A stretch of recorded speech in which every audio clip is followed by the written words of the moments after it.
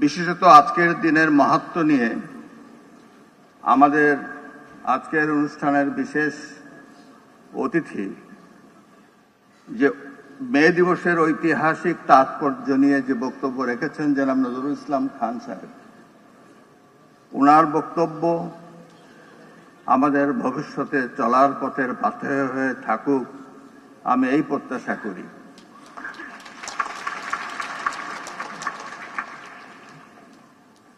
শুভ সকাল and good morning to you all. আজ মহান মে দিবস শ্রমজীবী মানুষের আত্মত্যাগ ও সংহতির এক ঐতিহাসিক দিন। শ্রমিকের ন্যায্য অধিকার ও মর্যাদা প্রতিষ্ঠার গৌরবের দিন। এই গৌরবময় ঐতিহাসিক দিনে আমি সভ্যতার কারিগর, উন্নয়নের অগ্রনায়ক, অর্থনীতির চালিকা শক্তি শ্রমিক সমাজকে জানাই আন্তরিক শুভেচ্ছা ও অভিনন্দন।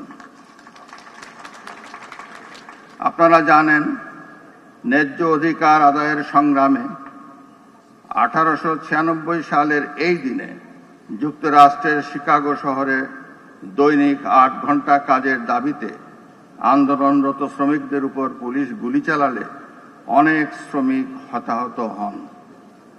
শ্রমিকদের এই আত্মত্যাগ বিশ্বজুড়ে আলোড়ন সৃষ্টি করে।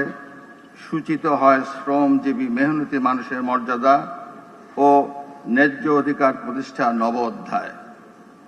আমি সেই আত্মত্যাগ কৃতজ্ঞতার সাথে স্মরণ করি ও তাদের অমর স্মৃতির প্রতি শ্রদ্ধা জানাই। আরও শ্রদ্ধা নিবেদন করি আমাদের মহান স্বাধীনতা সংগ্রাম, বিভিন্ন সময়ে শ্রমিক অধিকার আন্দোলন ও সম্প্রতি জুলাই গণ অভ্যুত্থানের নির্যাতিত আহত শহীদ শ্রমিক ভাই বোনদের। সম্মানিত সুধী, বাংলাদেশের উন্নয়ন অগ্রযাত্রা শ্রমজীবী মানুষের অবদান অপরিসীম। শ্রমিকরাই হল দেশের উন্নয়নের মূল কারিগর। দেশের শিল্প কলকারখানা, কৃষি, পরিবহন, গৃহকর্ম, নির্মাণ সহ প্রতিটি খাতে তাদের নিরলস পরিশ্রম আমাদের সমাজ, অর্থনীতি, সভ্যতা ও উন্নয়নকে বেগবান ও সমৃদ্ধ করছে। প্রবাসী শ্রমিকদের পাঠানো বিশাল রেমিটেন্স ও তৈরি পোশাক শিল্পে শ্রমিকদের শ্রম ও ঘামের যে আয় হয়, আমাদের বৈদেশিক মুদ্রা রিজার্ভ, এটাই আমাদের অর্থনীতির প্রাণ শক্তি। প্রিয় ভাই ও বোনেরা, আজকের এই তাৎপর্যপূর্ণ দিবসে শ্রদ্ধার সঙ্গে স্মরণ করি বীরোত্তম শহীদ রাষ্ট্রপতি জিয়াউর রহমানের শ্রমজীবী মানুষের প্রতি মমত্ববোধের কথা। আপনারা হয়তো জানেন, রাষ্ট্র পরিচালনার দায়িত্ব গ্রহণের পরপরই তিনি মে দিবস উপলক্ষে প্রথম জনসমাবেশে গর্বের সাথে নিজেকে একজন শ্রমিক হিসাবে পরিচয় দেন। তার প্রবর্তিত ত্রিপক্ষীয় শ্রম নীতি ও সংস্কার শ্রম কল্যাণের ভিত্তিকেই শক্তিশালী করেছে। 1976 সালে তিনি প্রতিষ্ঠা করেন মিনিস্ট্রি অফ ম্যান পাওয়ার।